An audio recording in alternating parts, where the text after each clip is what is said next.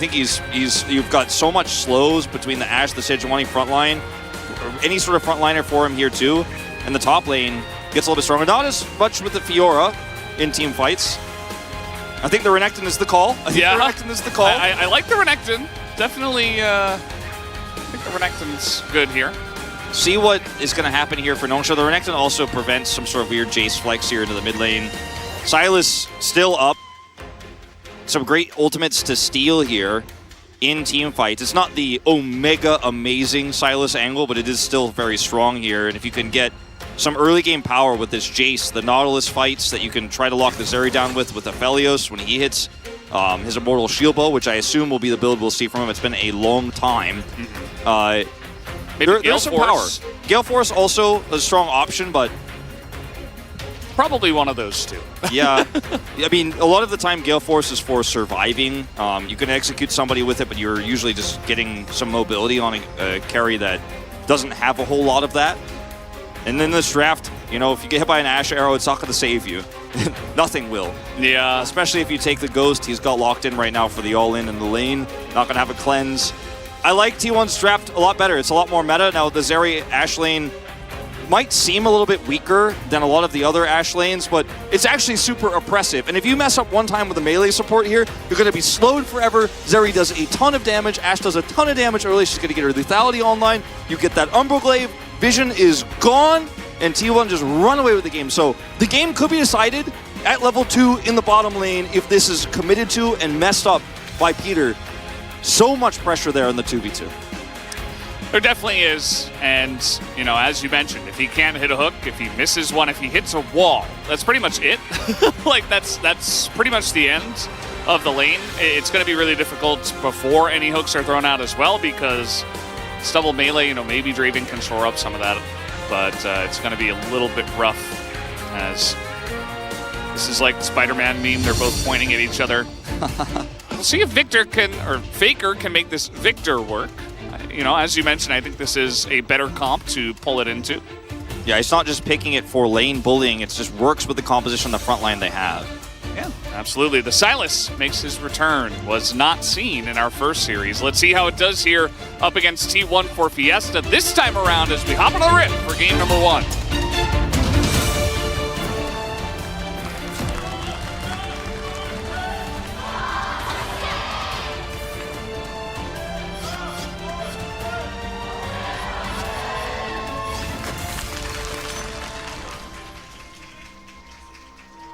No Maokai in that game, or in that draft either, surprisingly. Yeah. Just one of our, currently our highest involvement champion here in the LCK. I would assume it's because, okay, this is very annoying for Sylvie. Welcome to Ashe Kingdom. So Sylvie, no flash here. I would assume it's just because the Elise was showing and they're like, well, don't really want to play the Maokai into the Elise. Like, we have seen teams do it. We did to see it in our last series multiple times. But T1 decided, nah, Owner's pretty good at the Sejuani. We'll just put him on that instead. I mean, you're not taking cleanse on Jace. He gets caught by Sejuani. That's the end of that. Same to be true of the Aphelios in this draft now, too. As Ashe could do so much at level 1. She finds somebody with some teammates. The slows just get you so ahead. And you can force a summoner or get a kill. I mean, this is what you do. And Karia's like, I already have 120 gold. Hail of Blades, too. Yep. Gonna hit him over the wall. What is it? Carrie can just chase him through the jungle. Yeah, no, I mean, if you guys try this at home, we usually say don't try this at home, but actually play Ashe support. And if you find somebody at level 1, just chase them all the way back to their turret.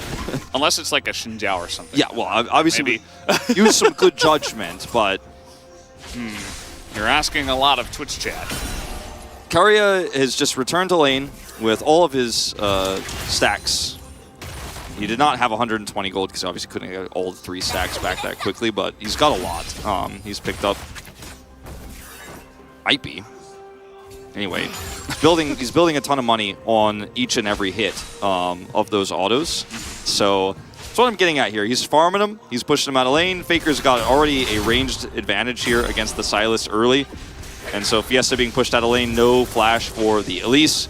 These are just huge edges you get just by existing as Ashe in the right place. Being at the right place at the right time. Having that knowledge that Keria has. Here comes Owner up to the top side. He's going to run straight into Sylvie. He's also low a little bit from the jungle. And Sylvie just taps him once with the red buff, throws in a little tarantula into that little brush. And he could get aggressive if he really wanted to. His top lane is going well in terms of pressure, but his mid lane is not. So looks like he may. Both junglers identify the bottom lane as a wash. Yeah. So he should kind of know where Owner is. I mean, he doesn't see him on Wolves. He doesn't see him at all. So there's really one place unless Owner went for a back. As now, Owner has not revealed himself just yet. He's going in onto Sylvie here. The flash misses, but he's got Zeus coming in from the top side. There is the stun. And again, Sylvie doesn't have flash, so they can just immediately flash on him as another flail will come out. And Sylvie is trying to get through the acceleration gate, and he will get away. And that's 2 flashes used by Zeus and Owner to try to take down the spider. Zindan pushes the wave in, goes over and grabs acceleration gate so he can get out, hits both cocoons, and gets away without flash. So 2 flashes expended here, and you feel really good about this as Nongshim. This will be Faker trying to come over there and stop this. Insane win rate.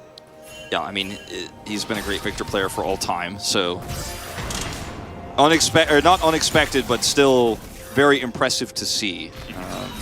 As Peter did not look for the all-in hook or anything like that, he's just gone dematerializer and he's just staving off the pressure. That's been his MO since the early start of this lane, and we do see Nautilus's try to all-in lanes like this and either win or fail in the early game, and the game is decided there. I'm glad that's not the game we are casting now. Yeah, there is no tie.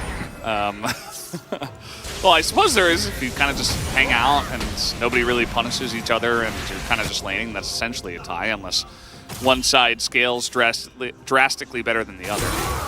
Back here for Keria, grabs boots and some extra health here. It's going to be more oppressive in the lane, and that extra speed is massive. See that Guma doesn't need to back or anything like that. That's totally fine here alone during this back timing for Keria. And the utility that this Ashe is going to bring to this draft is immense. When you already have so much lockdown, you can, like, Sejuani Ashe is the duo, it is the combo. It's the one way you can make another jungler that isn't Maokai look like the best jungler in the meta, is having an Ashe alongside it. Yeah. Just Hawkshot is a really good ability. It's just really, really good. Not to mention everything else that she brings in the current meta, with the Umbra Brigade, etc., etc. As we do have Nautilus going top, this is one way to kind of just leave your Aphelios and try to make something happen. As Keria is here, might be looking to slow down Fiesta, who goes in for the all-in, and might need to flash. He does get onto the minion here. As Chaos Storm thrown out, Fiesta in a bit of trouble, and there he goes, has to flash. Yep, so picking that one up just with a little roam to the mid lane here.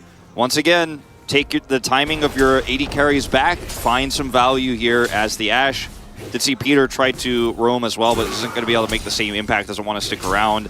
Just headed back to lane now, and looks like it's going to be Imperial Mandate early here. We have seen this sometimes for the Ashe players, instead of going for the early lethality, just picking up the boots and that health crystal here, just making it look like that's going to be the case. He's got 15 extra gold of cookies he probably won't ever need this game in his inventory as well. Not to mention the pots, you know, he's sitting pretty right now. He's not really under any threat. And this is not the same type of snowbally lane where you have to go for the lethality and try to push those advantages because you're laning with the Zeri. You've got that scaling, so why not go Mandate first and just empower the Zeri in other ways? Yeah, definitely one option. Owner had an option to go down to the bottom side, but take a look at the current vision state of T1. They're like, well, mid lane's gone. We don't really know where Sylvie is, but he's probably down bot. We know he's not on red, so that gives us more information. And so they're just playing it very passively, probably until Keria gets this hawk shot. Actually, Jonas Strong is highlighting this very nicely. Yeah. We're all on the same page here. Yep. And the second that they buy enough time and just kind of huddle around that control ward, like, okay, well, the dangerous time has passed, and we'll go back to lane. And this is one vulnerability that you have with this draft, is you're still running a Zeri Ashe lane. It's an Elise who's very powerful at ganking, and if you step too far up the lane at any moment in time, you are vulnerable. But if you just never make that mistake, if you always play safe, yeah, you're not going to have the same power a lot of Ashe lanes do, but you're just fine. You're doing all right. not going to fall behind. That one ward that was placed by Zeus giving so much information to T1. It's allowing Keria to do this. Like, he does have his jungler nearby as well. And maybe that's part of the reason why Owner was trying to press this advantage. But Gnome smart as well. They say, well, our jungler's not around. Keria is getting very aggressive, so we're just going to back away. No Drake take here from Owner. I thought maybe he would start on that, but not the case. Nope, not just yet. Roaming Peter once again towards the mid lane, while the back timing of his AD carry is off. There's going to be some free farming here for Guma Keria. Keria wants to hit level 6 here pretty soon. Really critical where he can make an impact even while he's protecting the Zeri in lane if Zeri wants to stay there. Can, of course, just go up alone. He doesn't hit 6 before this Herald spawns. This is going to look to consider going up if there's a big commitment here for Nongshim. You could see where he's pathing right now in the lane towards the top side of it. And neither team actually committing hard just yet to that, as Sylvie's going to start up the Drake during this back timing. I think Nongshim are hoping they're going to be able to take this one quickly enough to then go up and contest the Herald to look for both objectives in this early game. Yeah, seems pretty likely. The Elise just exerting her power, but look at mid lane. Faker's going to get that push and get first roam down into the river. As, okay, the ult comes out from the Sejuani. Peter in a lot of trouble. Look at that Chaos Storm damage already coming out here. Fiesta going to steal the Sejuani ultimate, but his entire team is already too low to really contest on the back of that.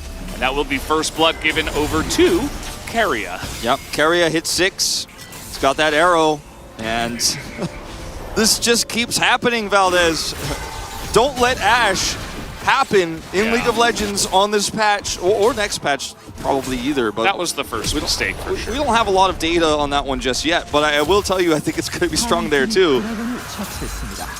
You banned all the AD carries, you stopped Guma's power, but you forgot to stop and think, what about the power levels of Keria on an oppressive support here? And we do see Ashe, like I said, normally used with lethality and getting advantages for the AD carry so you can get plates. Nope, he's just utility here.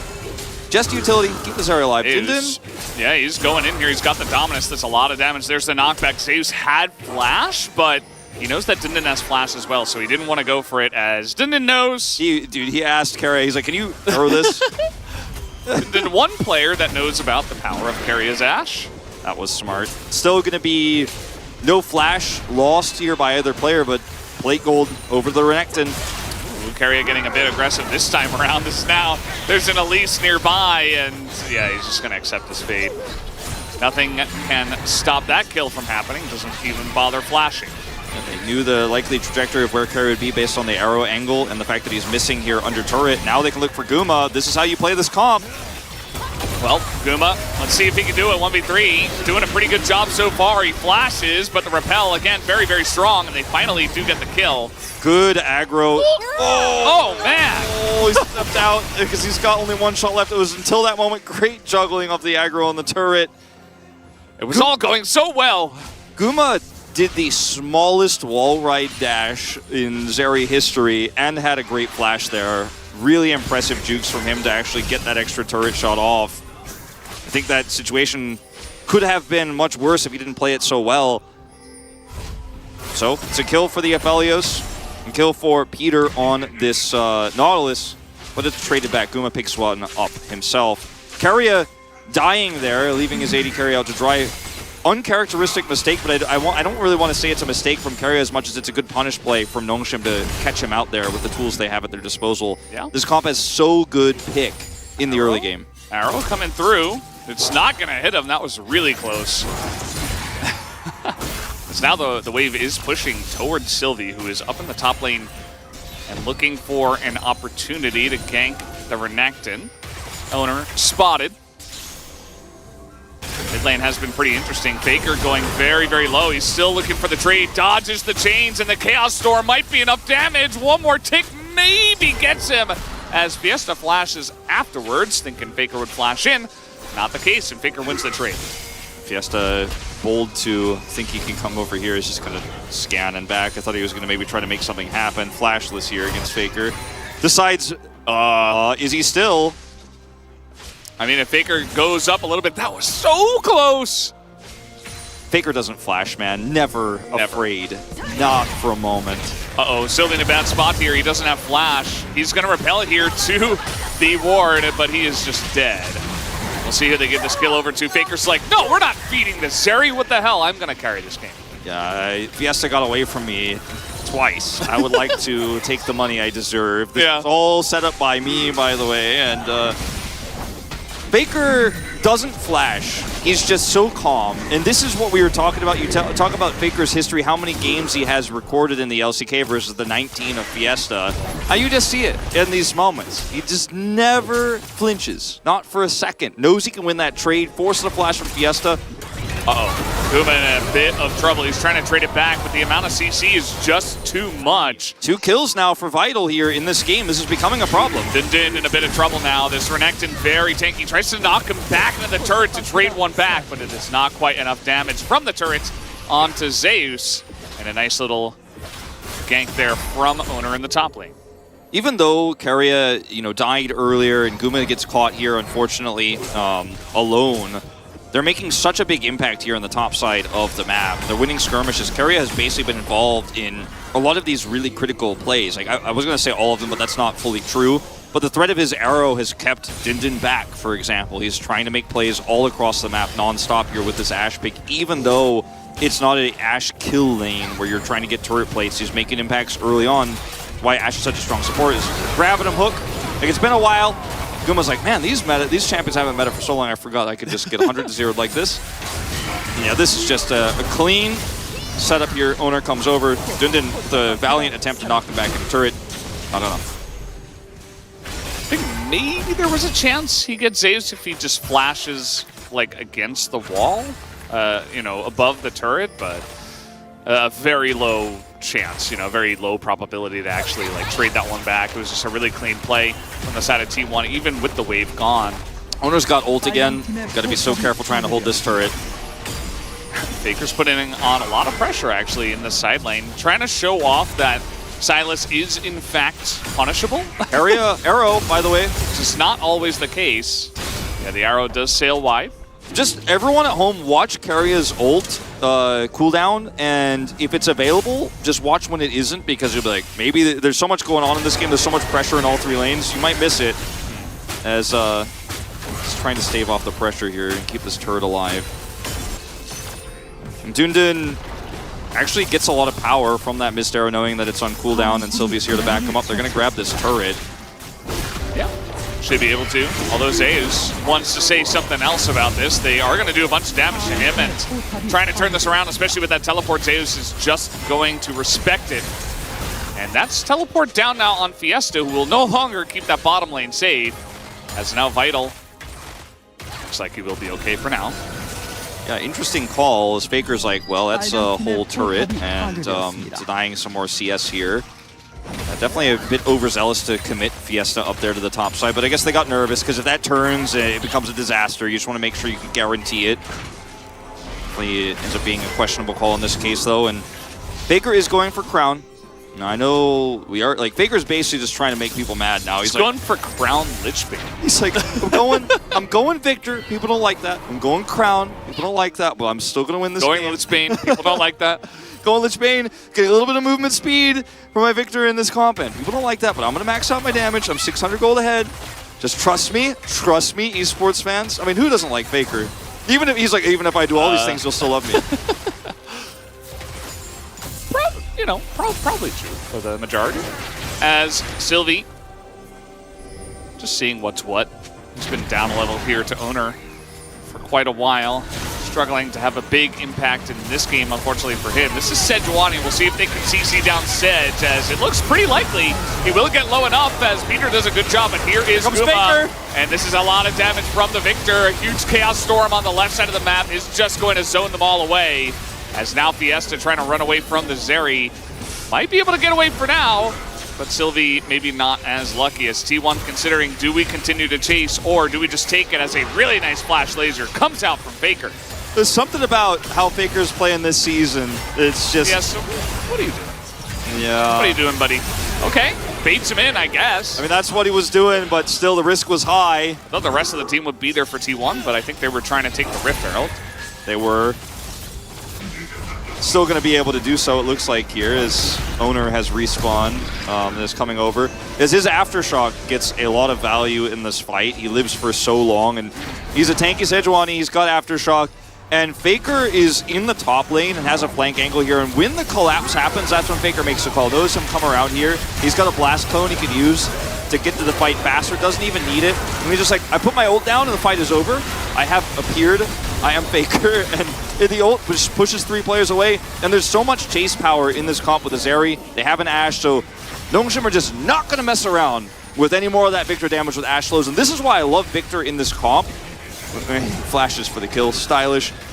Then Fiesta makes an interesting decision that ends up being a trade of kills here, and Dindin picks up some value out of it. So questionable, but still not the worst possible scenario.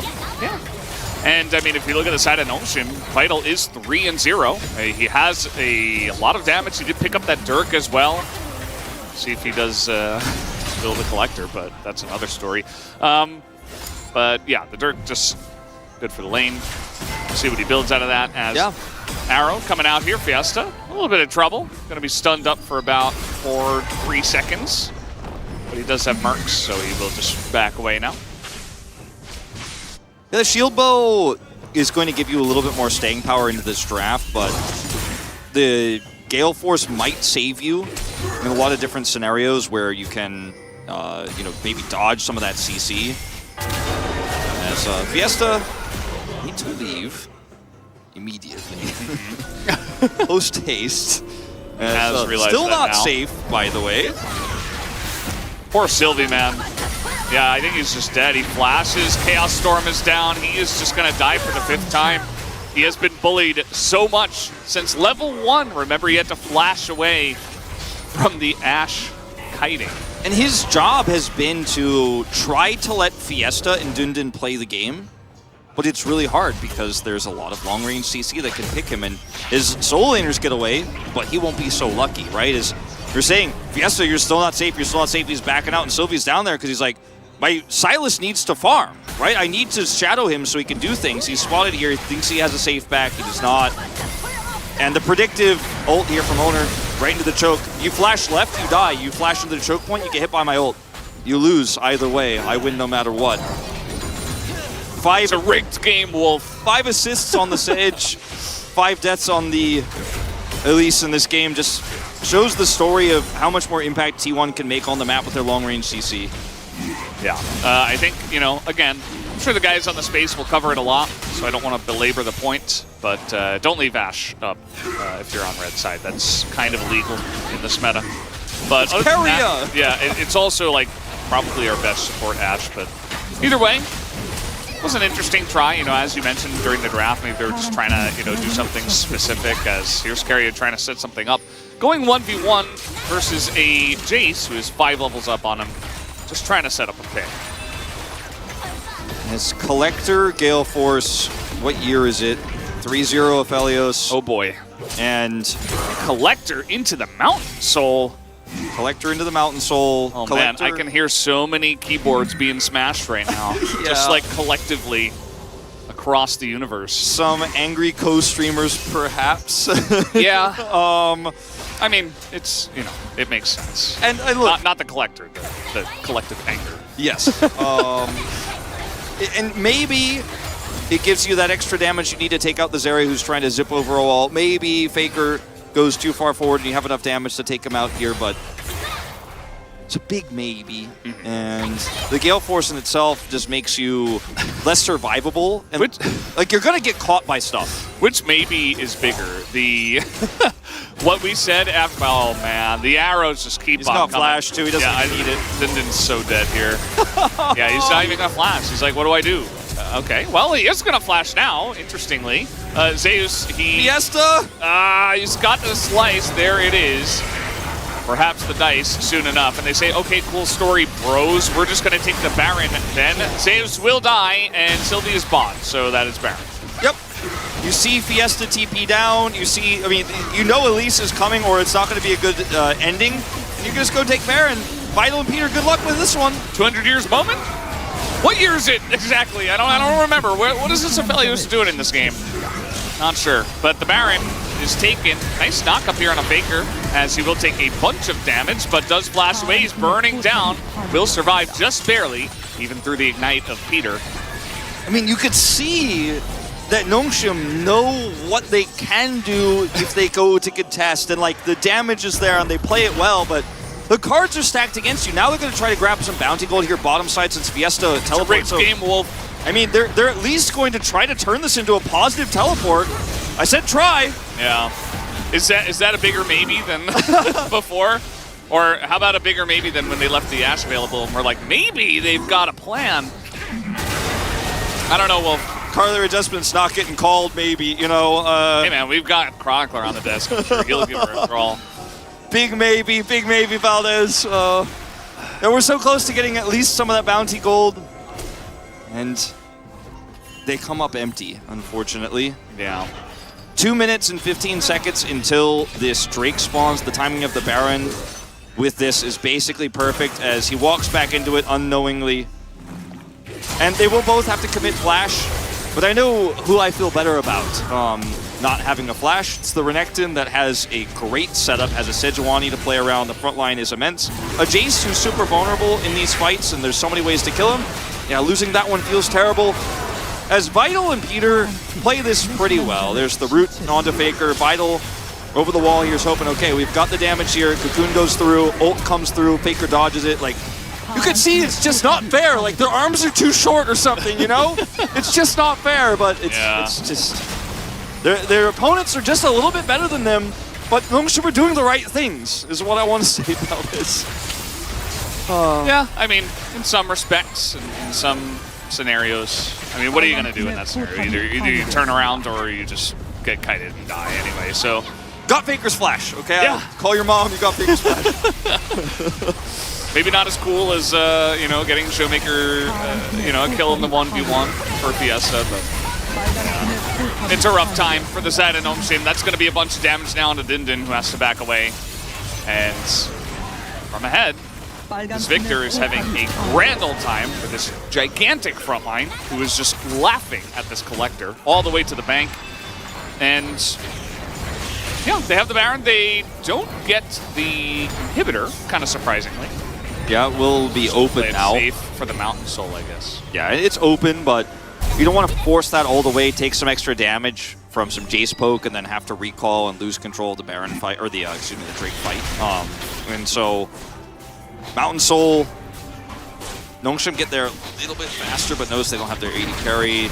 This composition has no front line outside of the Silas that has Rod. Well, this is going to get arrowed.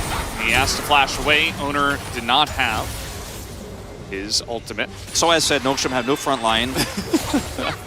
Yeah. T1 find the flanking Silas, who's, I mean, pretty obvious where he is. He's pushing mid, and he wants to be able to collapse in with the rest of the team, but that's how you play these types of comps as T1. You turn on the flanker, you push them out.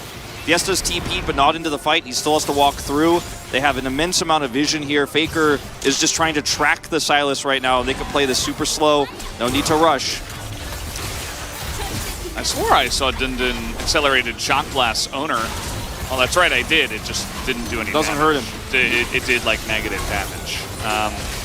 So, yeah, they're just going to stand in front of this. We'll see if, perhaps, Sylvie can redeem himself a little bit with a smite. But look at this. T1 are actually turning. Imagine not flipping in 2023, Wolf.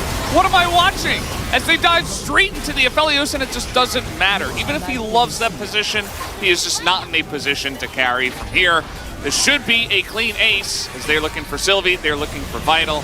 They will get Sylvie now, as Vital looks like he'll keep himself alive for just a little bit longer. Wish he had Gale Force. He's like, I got a Gale Force for it. Got a Gale Force for it. Can I get the execute? How many minions This can I take? is just... Yeah, He actually should be able to get the execute, but they're going to lose the game. They're just, yeah, he's just stopping him from backing. Zeus is never engaging. Well, not yet. Maybe once he starts running into the turret. Zeus does have flash. Yeah, I think he will try for this. No, he has to go around the inhibitor. Okay, runs it down, makes sure he doesn't back. And this inhibitor should go down at least. Oh, at least finally, again, he's doing the right thing, you know, but it's at a heavy cost. As this fight is just it's clean. The turn is real, like you said. So what are we watching? It's clean League of Legends from the team that is likely to finish tonight in first place again after a bit of a hiccup this week. Frontline amazing here, and Aphelios has no place in this meta, has no place in this fight because the team is too far behind. There's no front line for him. He's low range, and he's gonna walk all the way. Please don't show that part. Thank you. Yeah. Well, might have been more interesting than what we're gonna watch now because well, actually, if that arrow hit, that would have been a lot more interesting. A gigantic jump up in the goal difference graph. And we're going to have Baron here in just 15 seconds. You can see there's zero vision for the side of Nongshim. Well, he went... If you build Collector, then you go Last Whisper, does it make it okay? Where you're like, oh, yeah, a little bit of extra lethality here and hoping to go for Collector and go through that armor, then you're like, but also some armor pen? Does that cancel it out? Does that make it okay? You get an LDR, you're like, that puts me back at 0, right, Valdez? It makes it okay, right? Like, yeah. He was hoping so, but he's like, I can kill the squishes and the tanks. And just do everything. Can you get to the team fight? Can you get to the objective? Oh no. T1 are a clean team of League of Legends, runner-up MSI runner-up Worlds. Oh, the Gale Force dodge. Yeah, I mean, they're playing this pretty clean though, like pretty safely. You know, maybe that last matchup actually did have a big effect on them because there are ways, especially now, I mean, Faker has a death cap on top of everything. He can probably two-shot the Aphelios. They probably could just run down mid and end the game, but they're going to take it very slow. They take the Mountain Soul, they take the second Baron, they're going to group up, do everything by the book. Yep, 4-man for bottom, inhib if they can. Baron buff, going to make it pretty easy. And then you get 2 inhibs before Elder.